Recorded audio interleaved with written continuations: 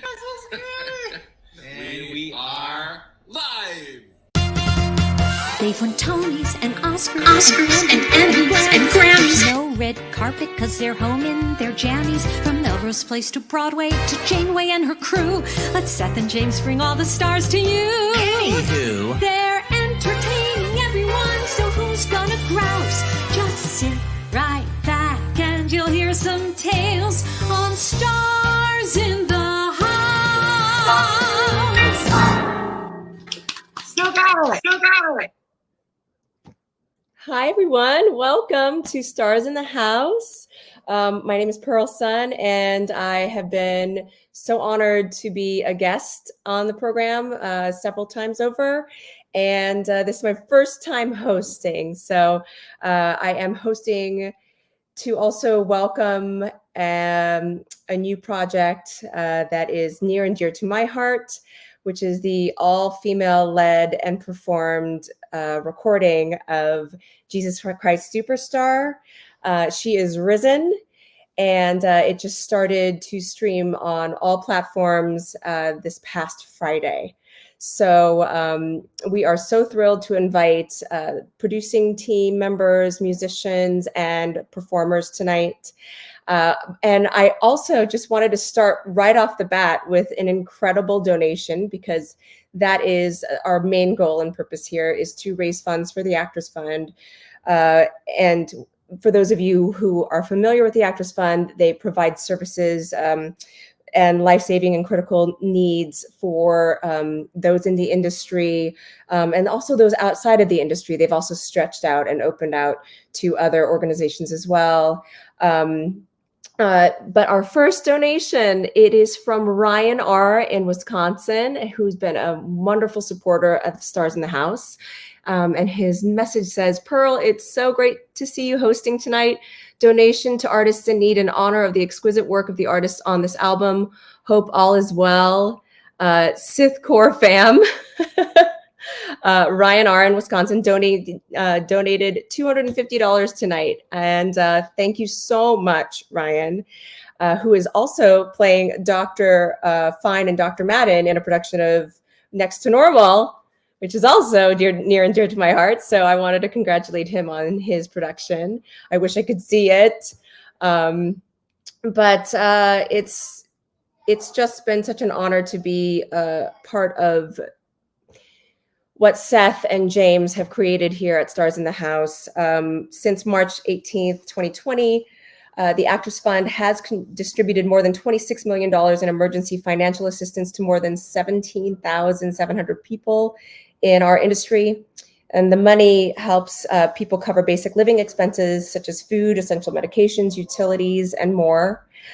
Since the show began, and for those of you who are joining for the first time, James and Seth, this was their brainchild to create a show to kind of help feed us while theater was, shut down and shuttered over the pandemic, and also to help those in the arts and in this industry, to help support them, to pay bills and such. And so they started this every evening, 6 days a week, to help raise funds for the Actors Fund.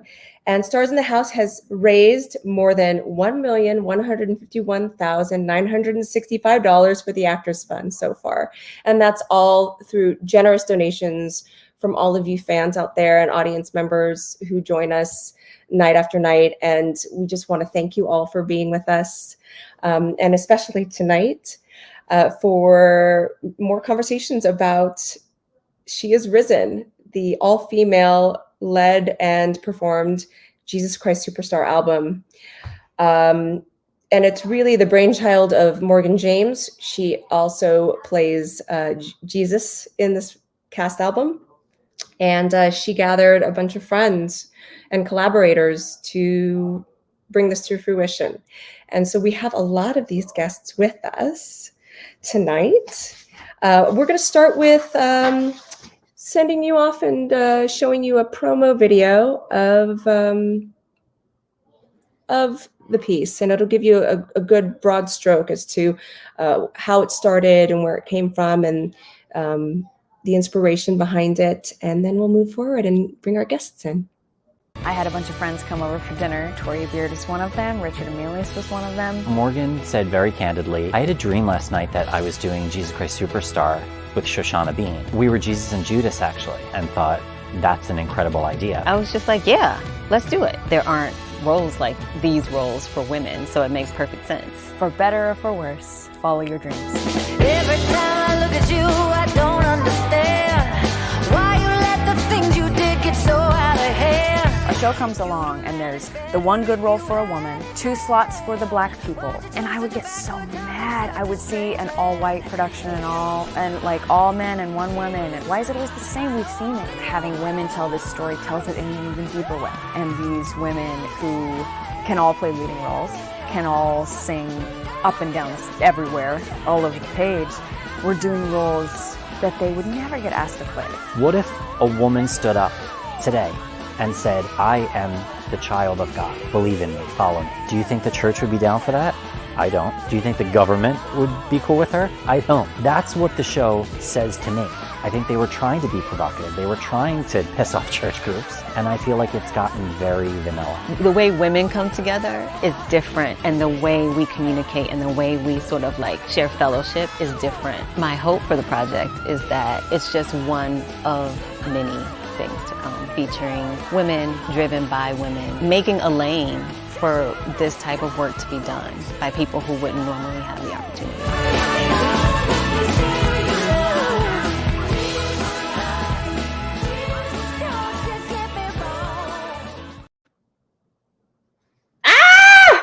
I mean, please, if you haven't listened to the album yet, it is so incredible. I just can't say enough about all these wonderful, wonderful artists who are involved both on the mic and off the mic. And I'm so excited for you all to experience this for yourselves.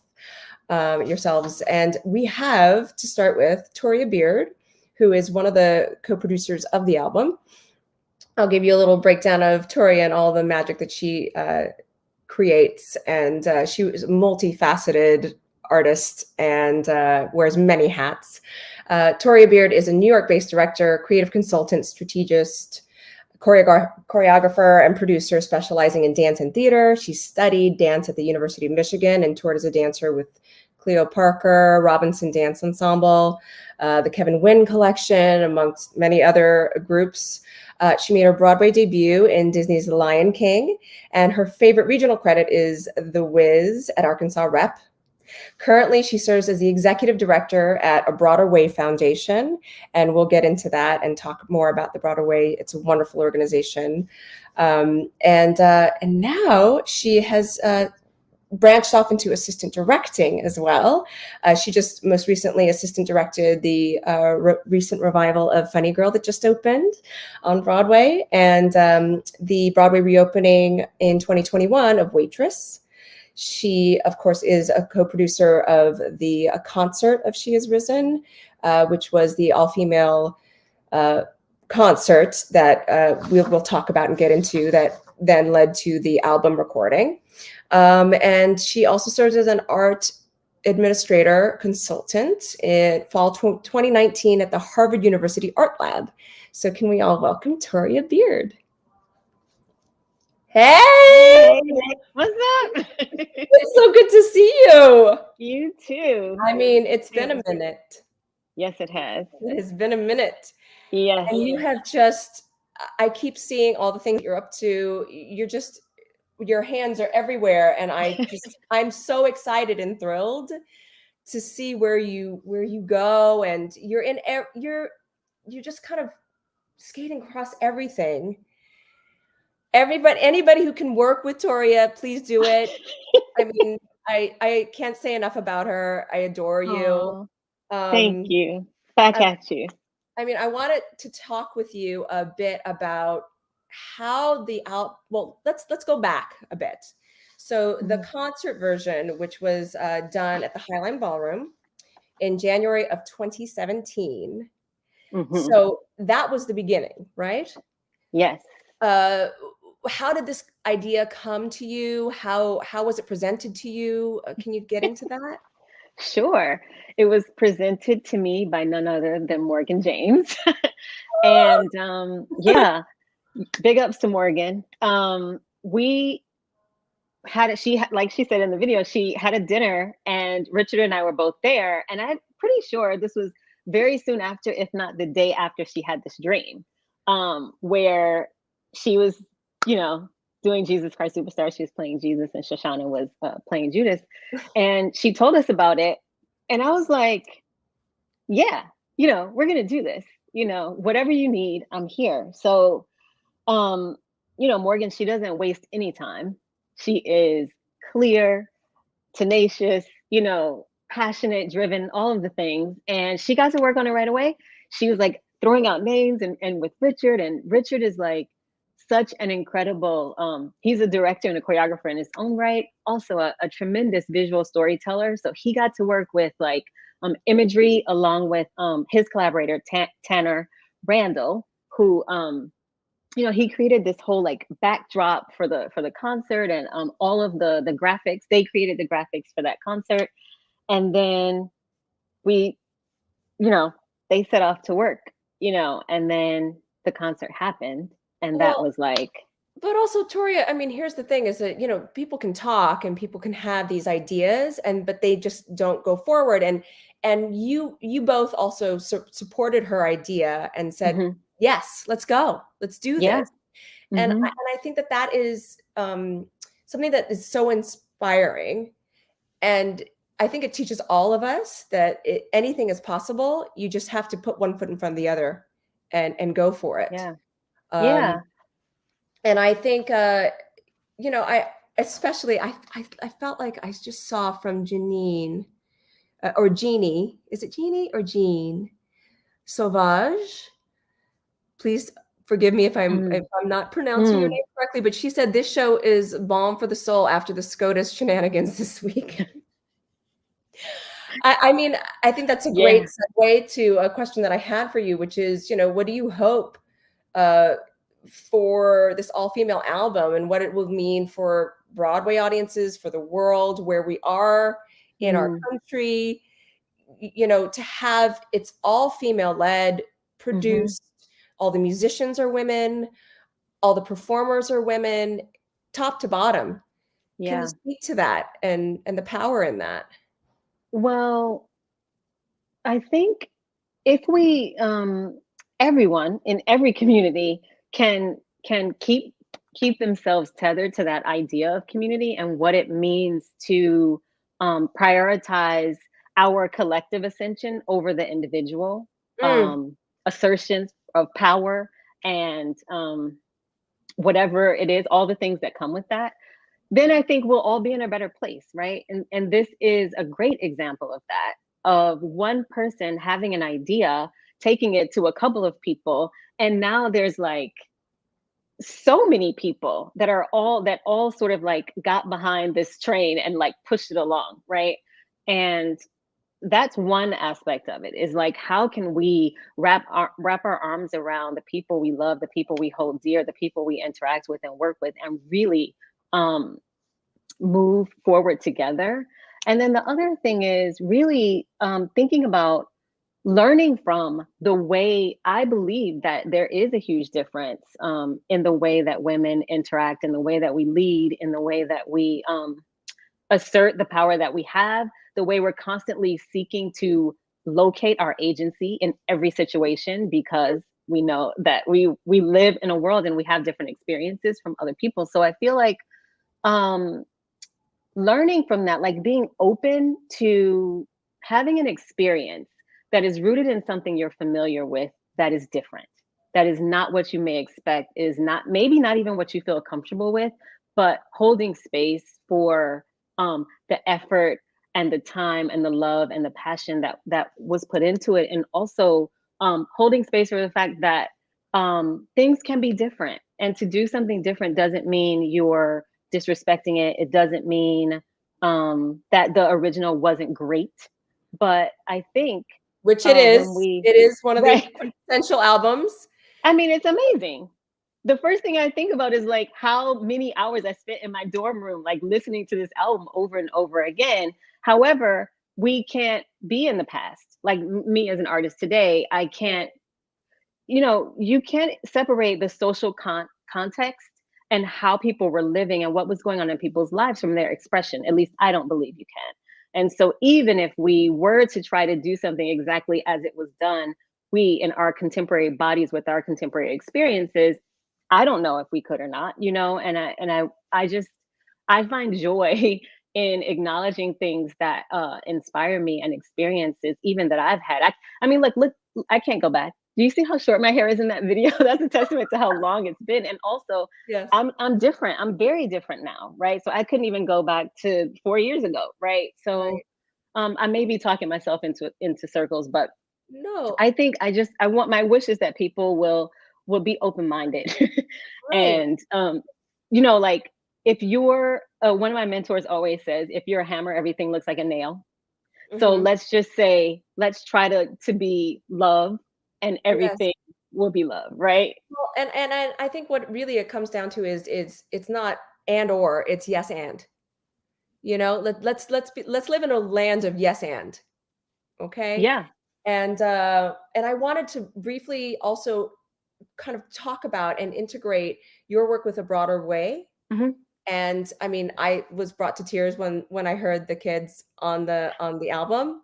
So Yeah. talk about that and how they were integrated, and then we can just and we can start to bring in some more friends of ours. Sure. Yeah, I'll make it as brief as I can. Yeah. Um, a Broader Way Foundation is a youth development organization. We are now in our 12th year. I have been there since the first year, and it was founded by Idina Menzel and a bunch of friends, a bunch of And artists. that's how I Um, first heard about it, was when I was working yeah. with her at If Then. Okay. And Yes. that's when I first heard about A Broader Way. But continue. Yeah. Long time ago, right? Yeah. It feels like yesterday, though, honestly. But so I've been involved with it for many, many years, and from that experience, I've actually, I don't know, sort of like recalibrated my brain as it relates to teaching and working with young people. I am so open and I look to them to lead and teach me and guide me. And I try to bring young people into everything I do. And in this case, it was Morgan's idea. She said, "What do you think about bringing A Broader Way, choir into this?" And I'm like, "Yeah, let's do it."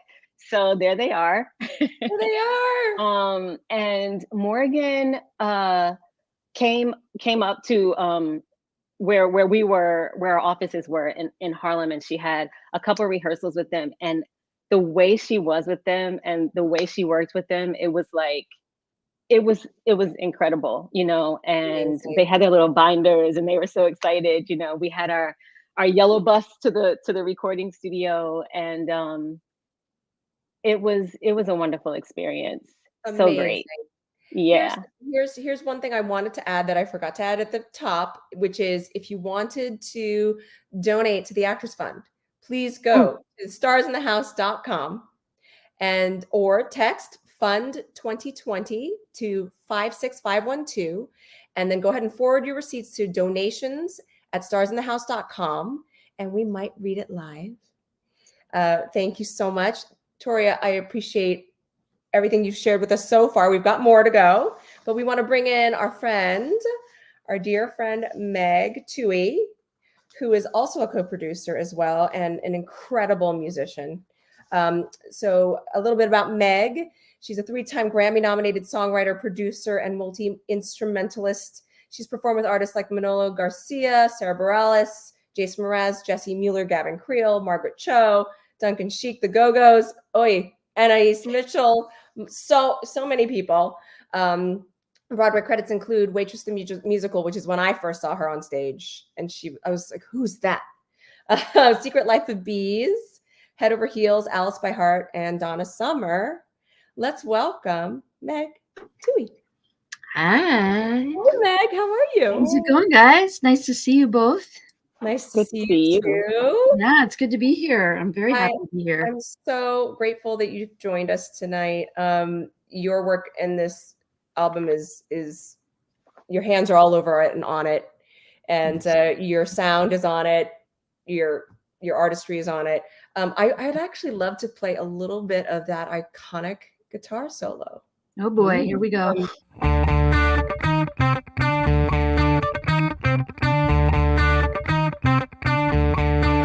My mind is clearer now.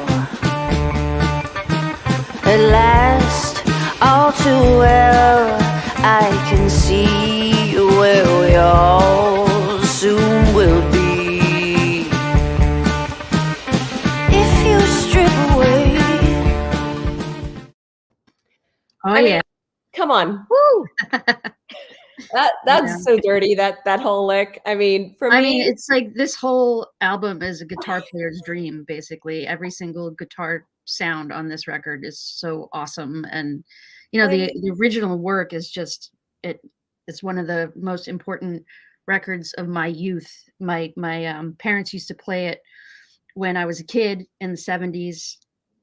And I remember it was on their record player all the time, and I just loved the sound of that record. And so I'm so glad I got to do this. I find that to be a duet.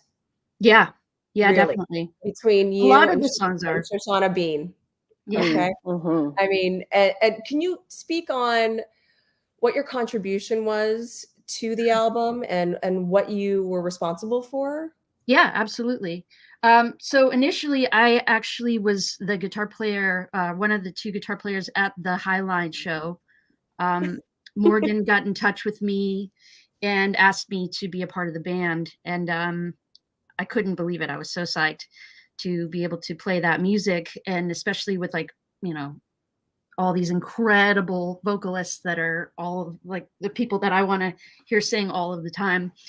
So we did that show, and it was just so exciting to perform that music, and it was really palpable. The audience just so responded to what we were doing, and Morgan and I became close through that process, and we kind of kept in touch after that, and would see each other on the street and say, "Oh, wow, when are we going to do that show again? We have to make it happen somehow. We have to make it happen somehow." So my partner, who happens to be a publicist, and I were watching Stephen Colbert one night, and it was there were a lot of things happening in the political world, and Stephen Colbert made some joke like, "What next? Is there going to be an all-female Jesus Christ Superstar?" And we heard him say that, and we thought, "Oh, this is it. This is our opportunity to reboot the project." So the next morning, we literally got on the phone with Morgan and said, "Okay, we have to get this. We have to get this up and running somehow." And because my partner is a publicist, she had a lot of contacts at the Colbert Show, and so we called them and said, "Hey, I don't know if you guys know this, but this actually has happened where there is an all-female Jesus Christ Superstar, and it's amazing. And we did it at a Highline." And they said, "Well, we'd love to put you on the show, but we can't, there has to be something that we can promote with it." So we started kicking around ideas, and we all sort of said, "Well, why don't we record it? We should absolutely record it. But we need to do it quickly. And how are we going to do it quickly? And should we get the same cast? Should we try for different people? How are we going to do this?" So literally we all met, all of the executive producers and Morgan and I immediately, basically after that idea came up, and said, "How can we raise funds for this?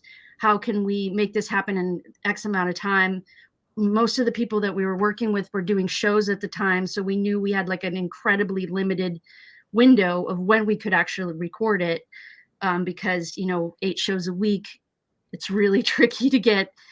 When are they going to come in? A whole cast and a whole band and a whole orchestra to give up their spare time to come down and record something for little to no money. But we managed to wrangle everyone, and we started making calls immediately, and we put together a dream list of who we wanted to be involved. And I worked the band aspect of things and the orchestra, and Morgan handled the vocalists. And so I got in touch with some of the original band members that had played at the Highline were available. So Anne Klein also played guitar. She played for Head Over Heels at the time. So she was in. Alex Eckhart was at the band's visit playing bass, and she was in. And then Jane Cardonia, and who played keyboards, was at Head Over Heels. Julie McBride was at SpongeBob. Julie McBride was basically the musical director of this project. She's phenomenal. She's now the MD at Moulin Rouge. So she played all the pianos. Jane played all the organs, keyboards, Rhodes, and things like that. And then I called my friend Allie Miller, who happens to be one of the greatest drummers around, let alone in New York City. She always wins like the Downbeat Jazz Award of best drummer. She plays for Brandy Carlisle and Natalie Merchant, and she's just a phenomenal player. And she happened to be in town that week and said, yeah, and literally she was reading charts. She was like, had never even played it before, and that was her one track performance. Like we did 2 takes of every single song in 2 sessions, and that's it. The whole album. So basically my job in this was it was kind of like my partner and I, Don Kimberling, who actually is one of the executive producers on the album as well, and did a lot of PR and raised a lot of money for the project. She and I heard that Colbert thing, and that literally was the seed that kind of got planted to get this whole recording started. Well, we can thank him later. Yeah. Totally. Well, that was great, because that was actually a question that I had, because I was involved in both the concert and the recording. And I wasn't sure if the recording was ever an idea before the concert or while the concert was going. And now it's nice to know that it actually came after, and the recording was a year later. The recording was a year later. Yeah. Okay. And that's when we brought on Cynthia Erivo and Lettucey at that point. Yep. And Eden Espinosa we brought on as well. Yeah. Lettucey, we did her recording in LA because she wasn't able to make it out to New York. So the woman that engineered this whole recording, we flew her out to LA because none of us could go, and she single-handedly recorded Lettucey, and had a great time doing it at this at one of my friend's studios, like home studios in LA. So wild. We make it happen. Yeah, right? We totally made it happen. We did the singers in 2 sessions, all of the singers in 2 sessions. I remember that. We did the orchestra in 1 session, and I was not there because my partner's mom passed away the morning of the session. So I couldn't go. So Julie McBride single-handedly ran that whole session and didn't even know she was going to be the person that was conducting it. It just kind of went in, and I said, you got to help me out here. And so it was all like, everything just kind of like was wild, this entire project from start to finish. And everybody pitched in. Yeah, everybody pitched in for sure. Carried and lifted and passed the baton, and it just, we'll get into it because it was a really magical environment to work in, really. Yeah, totally. I want to go ahead and show a video that talks about the creative process that you shared with us, Meg. Yep. Maybe we have this video, perhaps, that Meg attached for us. A video. And maybe not, and that's okay. We will move forward because we've got other great people waiting. We have, oh my goodness, we have Debbie Gravite joining us. I'm going to talk a bit about her. Tony Award winner, is one of Broadway's biggest personalities, has found herself in demand from the Broadway stage to the concert stage and beyond. After making her Broadway debut in the original cast of They're Playing Our Song, she went on to appear in Perfectly Frank, where she garnered herself a Drama Desk Award nomination, Blues in the Night, Ain't Broadway Grand, Zorba, Chicago, and Les Mis. Debbie has been seen in encore series productions of The Boys from Syracuse, Tenderloin, and Carnival at New York City's City Center. And let's welcome Debbie Gravite. Hi. How are you? Beautiful, incredible women. Can I just say my name is actually Debbie Gravite? Oh, forgive me. Debbie Gravite. Debbie Gravite. Tony Bennett introduced me once and said Debbie Gravite, and I went, well, what am I going to tell Tony Bennett? No, tell me, please tell me. I think I had heard it from someone. It's okay. But I need to hear it from the source. So it's Gravite, everybody. You know what? I'm just Debbie Shapiro to a lot of people, so whatever. Well, everybody's saying hi to you. Hi, guys. And hooray. Send money. Yeah. I would love to share a little bit of your Jesus Must Die. Please do. Let's do Let me it. get my voice really low first. I mean, What then to do about this Jesus mania? How do we deal with the carpenter king? Where do we start with the man who is bigger than John when John did his baptism thing? Fools, you have no perception. The stakes we are gambling are frighteningly high. We must crush him completely. So like John before him, this Jesus must die. For the sake of the nation, this Jesus must die. Must die, must die, this Jesus must die. I mean, So good. Debbie. Wow. Can we also talk about the fact that, and Meg can attest to this as well, no keys were changed. No, in that this recording. that was absolutely the, I think, maddening thing and the amazing thing. And sort of, I think it set the parameters in a way that we kind of went, we can friggin' do this. We can do this. Didn't we get you in there at like 8:30 a.m. because we were like, she's gonna help with the low notes. We'll just get her in like the earliest session possible. I was like, and people say to me, can you sing like this note here? And I'm like, oh, I can sing all the way down there because I did it on Jesus Christ Superstar. I mean, Debbie gets so low. It's unbelievable and creates this incredible sound. Yeah, well, that's also the magic of recording and the incredible engineers and mixers. Thank you very much. Yeah, well, you all gave them you. a lot to work with. It's all you.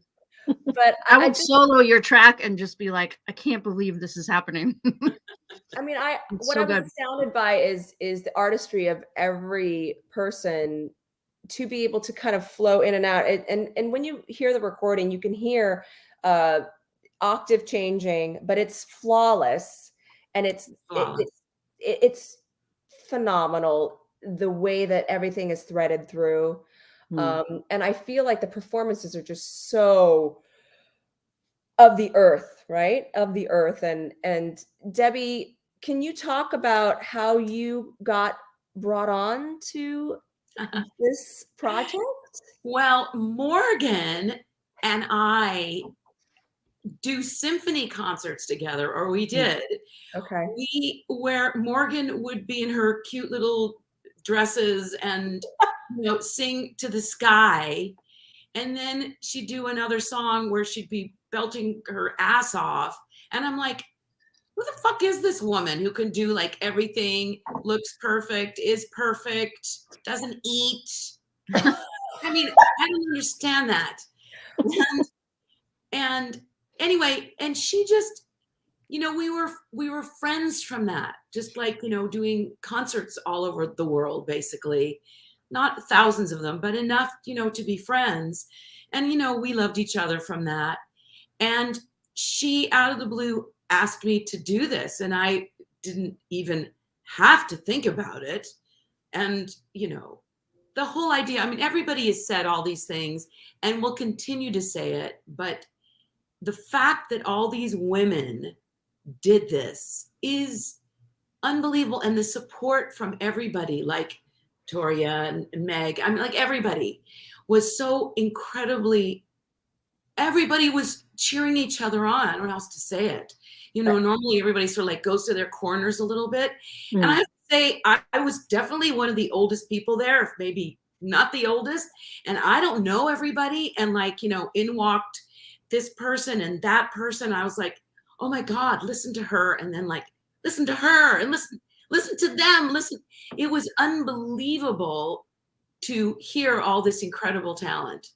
And I could go on, but I know you have 5,000 other guests. So no, you're right, Debbie. I mean, top to bottom, you know, people who have one-line solos in this are Oh my absolutely God. I'd love to actually. Morgan couldn't join us tonight, but I know that she had recorded a special testimony to share with you all tonight. If we could.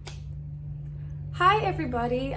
My name is Morgan James, and I am the co-producer of Jesus Christ Superstar highlights from the all-female studio cast recording, and I also play Jesus. I'm so happy that this project is finally seeing the light of day in a more complete way. This project has been a true labor of love for me. It's taken a lot longer than I anticipated to get it finished. And it's been extremely frustrating and challenging at times, for sure. But this project has meant more to me than probably anything I've ever done. And I could not have done it without all the incredible women who said yes, you know, who went along on this ride with me. All the amazing women involved, plus our very special female adjacent Richard Emilius, who's my executive producer and one of my best friends in the world. Everyone who began the process with me, Torya Beard, Richard Emilius, and then soon after, Shoshana Bean, who was instrumental in bringing on Cynthia Erivo and Lettucey. When people heard that Shoshana Bean was involved, everybody wanted to say yes, everybody wanted to be involved. She's just that kind of force. She's that kind of magnetic person and talent that everybody wants to be around, and they want to be involved in what she's involved with.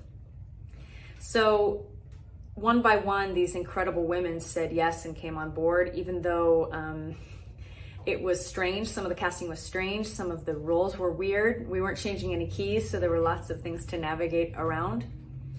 But everyone was so game. As for our time in the studio, it was nothing short of magical. It was so, I think everyone that was in that room and in that studio can attest to how magical it was and how much true sisterhood and camaraderie we had. I've never been in a room with that many powerful women before or since. So I count it as a very unique experience. I wish there were more rooms like that, and hopefully there will be. You know, we experienced a lot of legal red tape dealing with lawyers for Really Useful Group and Andrew Lloyd Webber and Universal and all the people involved who didn't necessarily want to relinquish some of the creative power to us. But I am very stubborn and very patient in my way. And I guess I've seen the long game in this project all along. Anyway, it's one of my favorite scores, in my top 5 favorite scores of any musical ever written. And I hope that this version can be a new classic version for all the other Jesus Christ Superstar lovers out there. A new generation of girls that are coming up studying musical theater and performing musical theater. I hope that this opens their eyes to different kinds of roles that they could play.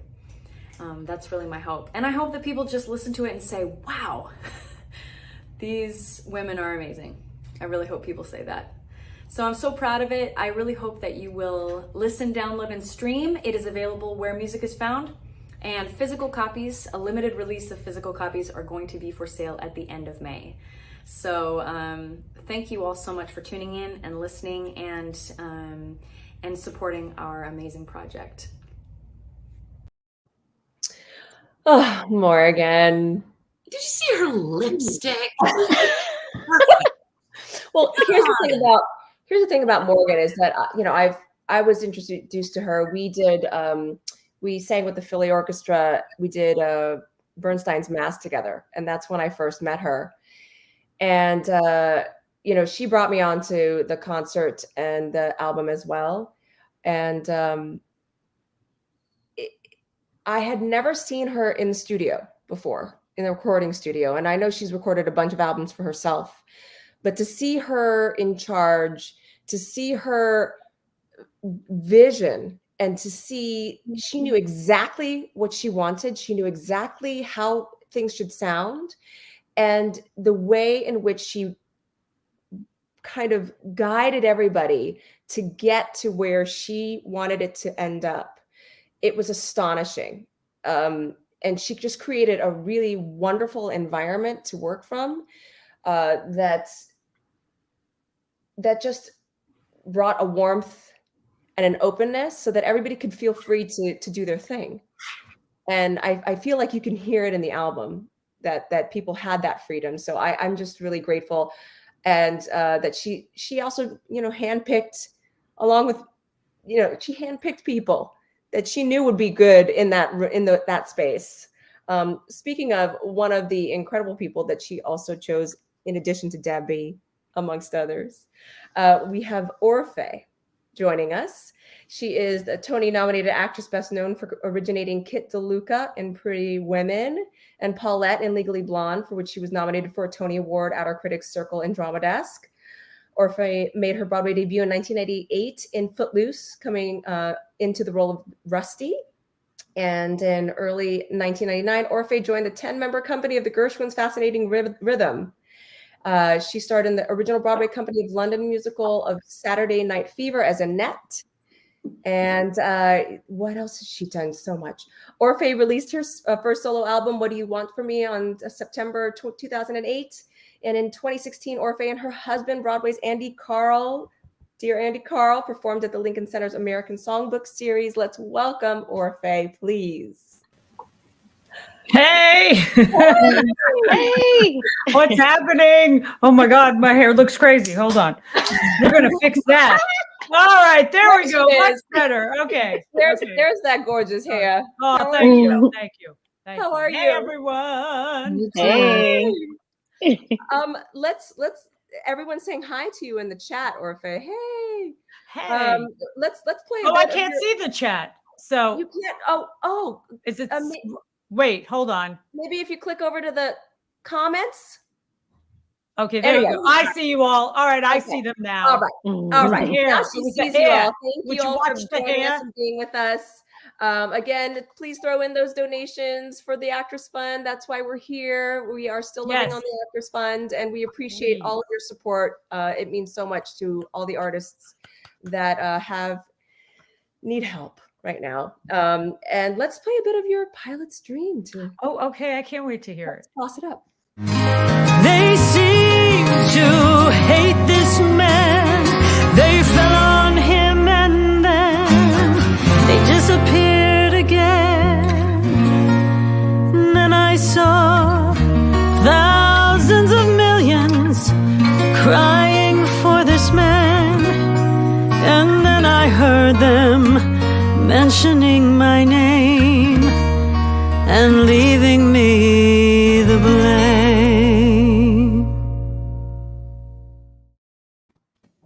I mean, yay! Come on.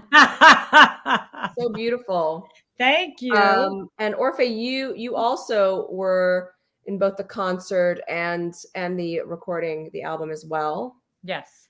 How did you get brought into the mix? Morgan called me and asked me, and I said yes. I love Morgan. We kind of are always doing the same thing, but at different times. And she just asked me, and I said yes. Why wouldn't I? And it was cool. And it also happens to be my husband Andy's one of his favorite musicals and scores of all time. And he's like, oh, hell yeah, you have to do this. So I got the quick rundown education of the show, and Morgan asked, and I was like, yeah, sure, absolutely. And Torya, I know she and I go way back. So I was like, oh, and it's all girls doing this? And oh, we don't change the keys? Wow, this sounds really easy and effortless. My specialty. So yeah, I was really game for it. So yeah, that's what happened. Morgan asked. Oh my gosh, amazing. And whatever Morgan wants, Morgan gets. Hilarious. Helena Bear says, laugh out loud. LOL, I got out of the pool just to say hi to Orfeh. I'm jealous. What pool is this? What is happening? Where are you? We need a pool. Thank you, cool Toby. Thank you. Now, speaking of Andy, has he heard the album yet? Yeah, and he was at the live concert. He was losing his mind. It was like, for him, it was like a regular, like he was at AC/DC or something back in the day. You know, he was having the best time. So I mean, I remember the concert. And Torya, can you speak on the concert also, that it just didn't it sell out? Yeah. And there were people lined up. It was, I mean, I don't know look why at I that was. picture. That was fantastic. Yeah, it was a wild night. It was completely sold out, and the energy, it was like electric. Oh, that was I fantastic. couldn't hear anything for like 3 days after it. I was like, what? I Because mean, it was playing so loud. I remember I had people calling me going, "Can you get me in? Because it says it's sold out." I said, "I'll try." You know, and you know, I could find a couple tickets here or there, but it was really sold. And there was also a line of people waiting just in case. Yeah. Like around the block. It was really crowded, like fully crowded. Yeah. Is there, like, Torya, I'm just totally putting you on the spot, but like, is there going to be, you know, a repeat concert? Are you guys trying to figure that out? I mean, I would love to. This is just me speaking for myself. Meg, you can chime in here too. But, that'd be so exciting. Do we have to? Someone needs to text. You can schedule it. Morgan? Absolutely. If we can schedule it, that's the hardest part, is because like literally everyone is amazing. So everybody's working all the time. So we've talked about taking it on the road, trying to take it on the road. We've talked about putting it up in LA and maybe go to Paris and London and, you know, a few other select cities. And I'm available for the European tour. Yeah. I mean, I'm going to put it out there. I want Carnegie Hall. Yeah, Carnegie Hall would be awesome. Actually, that actually would be fantastic, and that should happen. Yeah, it's not out of the question by any means. I think we've actually had a few booking companies approach us recently, now that shows are back up and running. So I don't know. Maybe we'll try and give that a shot next. Well, original costume. Can you get on the Carnegie Hall, please, right away? If anybody can do it, Morgan can get it done, because Morgan just makes shit happen. So yeah. I mean, we have a lot of please do it again. We have a Susan saying please do it again. Julia saying that would be so cool. Yeah. Put it out into the universe, kids. Come on. Scott, please don't tease me with a concert. Yeah. You know, I think I would love to hear how you guys feel about the release of this album at this time. I mean, so this album was recorded in 2018, which was 4 years ago. I understand that we, you know, obviously we've all survived this and are still surviving this pandemic. And so that was part of the delay, in addition to some other, you know, legal hurdles that had to be jumped.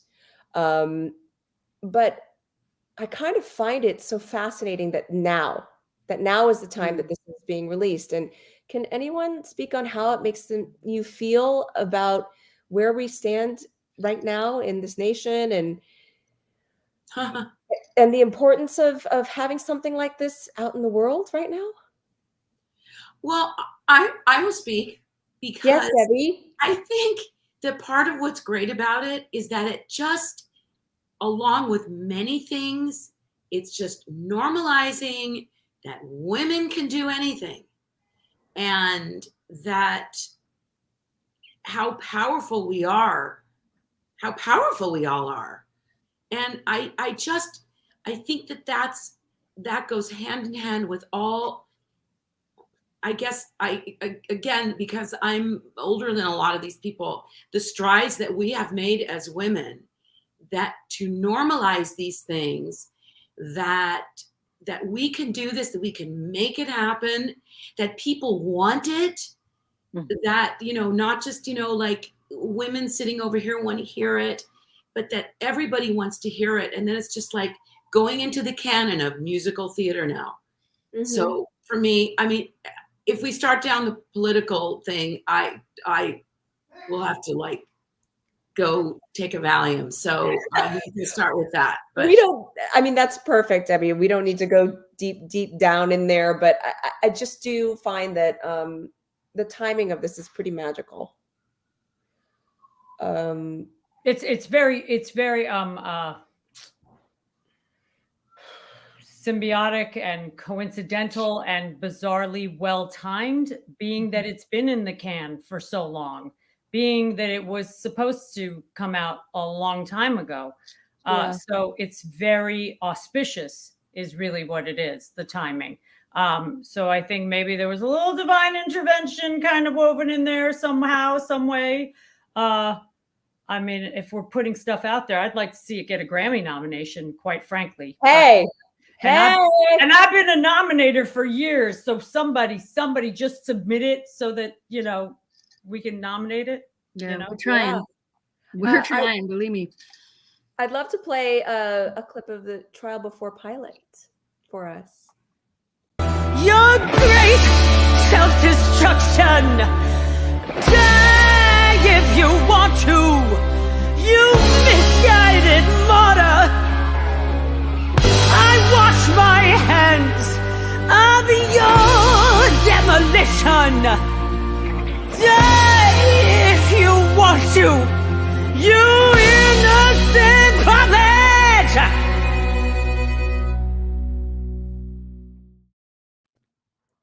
So dramatic. God. I remember, I laugh about it all the time. Occasionally, I'll text Morgan. It was a while back. I had an absolute visceral meltdown on stage when we were doing this, because I just got carried away with the role, and the audience was so amped and pumped. It's just this primal screaming madness that I go through as Pilate, and I take a great amount of joy if I'm feeling kind of like down and out. If I watch that, I can step into that moment and kind of purge myself. I mean, it was crazy. Like, that was a much more restrained performance, really, on CD, and I was so brilliantly produced. And I love, as a record producer and a songwriter, I am always incredibly appreciative and really know when someone's fantastic in the studio production wise. So they really got a fantastic performance out of me, because it was so much more bridal than what,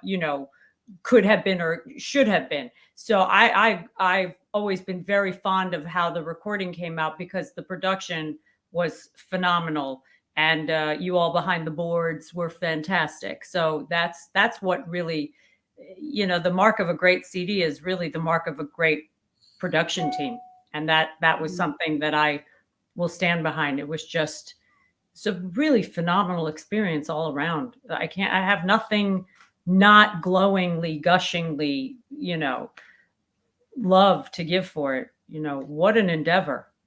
I mean, Meg, can we also talk about who mixed and who edited? Yeah. Was that an all-female team as well? Yeah, absolutely. In fact, we only had, very limited time in the studio. So what happened after we left the studio was basically myself and Morgan and the engineer Hannah and I going through every single track. And the bass player had tendonitis on the recording session. So half of the bass parts I had to retrack because we didn't have enough time to fix it. Mm-hmm. And then we didn't have enough time to change the settings on the guitar amps to get the right tone. So I went in and literally kind of took the framework that we did in the studio with the music side of things and rebuilt it and added to it. And then same thing with the orchestra. Like we were missing a flute part, so we had to program a MIDI flute part and fly that in over the flute part that was already there. And so there were a lot of bells and whistles that got added in post-production of from the session in my own home studio with Hannah, who engineered the album. And then we sent it off to Rachel Alina, who mixed the whole thing. And, a lot of recording sessions have 25, 35, you start getting, 45, 55, 60. We're talking like hundreds of tracks at the end of the day with the orchestra and all the, you know, the different voices and going in and balancing the levels of all those things. She did a phenomenal job. Rachel Alina mixed it, and that's from my private collection of videos. But that's Hannah working on it. Nicely timed, David. I loved how you popped that in there. Yes. David But yeah, there was a lot, and then Morgan would come over, and I'd say, "Well, what do you think of this?" And you know, she'd sit there, and Richard was great too, because he would say that lyric is wrong, so we'd have to scroll through like all of the takes, and we would have a whole thing done, and then we'd realize something was missing, so we'd have to go back and figure out how to paste it together with 3 takes essentially from every singer. Yeah. Yeah. Scott Samuelson said, "Is if this doesn't get Grammy nominations, it will be a crime." I agree. I absolutely agree. I also noticed in the chat that in the comments that some people missed out on where they can stream. You know, you can download and stream this album anywhere you stream music, and it got released on Friday, this past Friday. So please listen to it, share it, talk about it. It really was a labor of love People on are all sides. listening to it. I like Spotify listeners went up like 50%. I was like, what just happened? Yeah. And it was Jesus Christ Superstar, clearly. I mean, it's really wonderful to experience this. It just sonically, when you're listening to all these incredible women and these voices on these songs that that many of us know so well, it just takes on this new life. Yeah. And breathes new life into it.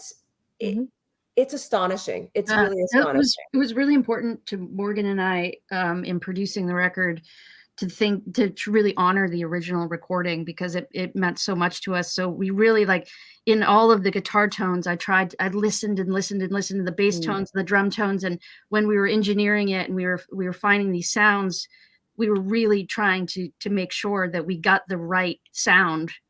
And the same thing with keeping the keys the same, you know, as the original work, and having everybody have a certain character in their voice, and the way that we mixed the voices and the way that we mixed the record, we would listen to the original and A/B each mix and make sure we were having, you know, the vocal in a certain spot in the speaker that matched the original spots, you know, and so it was really fun to work on that and try to put it together. What's that? I'm exhausted for you. Yeah, it was a lot. Yeah. Amanda Stump says, again, Meg is a beast and we are not worthy. Thank you. Agreed, Amanda. Now, I just to wrap up here, did any of you think that something like this, maybe let's imagine, because we've all been working for a while. Let's even imagine 10 years ago, 15 years ago. Could you have even thought that something like this could come together and happen? An all-female cast recording of Jesus Christ Superstar? I think it would have been like, what a great idea. Maybe that could happen one day. You know? And then dropped. Yeah, it happened. And it seemed so fluky at the time, don't you think? Just sort of like, what? Really? Oh, okay. Sign me up. And then it happened. It's awesome. I'm going to listen to it. I think the fact that it dropped into Morgan's mind, and that's how I think it just was what it was meant to be, because clearly this is a property that's been around for a long time. Now, probably also not an easy rights situation to get. Torya's like, nope. Don't even get me started, you know, but that's the other thing. It's like the fact that it happened is the miracle, actually, you know what I'm saying? So, right. You know, people, the thing about it is people have ideas all the time, and then they wonder why in 20 minutes or 20 years, somebody ran with that idea. You know what I'm saying? It's like, if you have an idea and you don't follow through with it, then it just kind of sits in the ethers waiting for somebody to pluck it out of the air, you know? So I'm just glad that the follow through was there and that we were all lucky enough to be a part of it, because it's a one of a kind situation at this point in time. There aren't 15 other all-female cast recordings of X, Y, or Z. You know what I'm saying? Right. This is the game in town right now, and it's chock full of everything all your favorite singers, many people from Andy on down, favorite songs, favorite score, favorite show, favorite this. I know people who got into musical theater because of this show. Do you know what I'm saying? It's like, oh, if I could just do that, that would be amazing. So, you know, just to pluck it out and not just have it as a theory, you know? Right. Yeah. Yeah. I mean, I just want to do a shout out because Helena Bear, thank you so much for reminding. She said, side note, I can't wait for Morgan's concert with Seth. Morgan James is having a concert with Seth, and it's going to be thrilling. And I wanted to honor her because she couldn't be here with us in person, to say thank you to her for bringing everybody together. Yay, Morgan! All these great artists and minds, and everybody saying yes to this project. I wanted to thank Torya and Meg and Debbie and Orfeh, all of you beautiful, beautiful people, for joining us tonight to honor what we all did. Thank you. Thank you. We're going to send you all off. Thank you, everybody, for joining, and please do Thanks continue for having us. To donate to the Actors Fund and Stars in the House. Please join. You know, they're here every night. So just sending love to all of you and well wishes. And thank you so much for being with us. Yay, thank you. Thank you.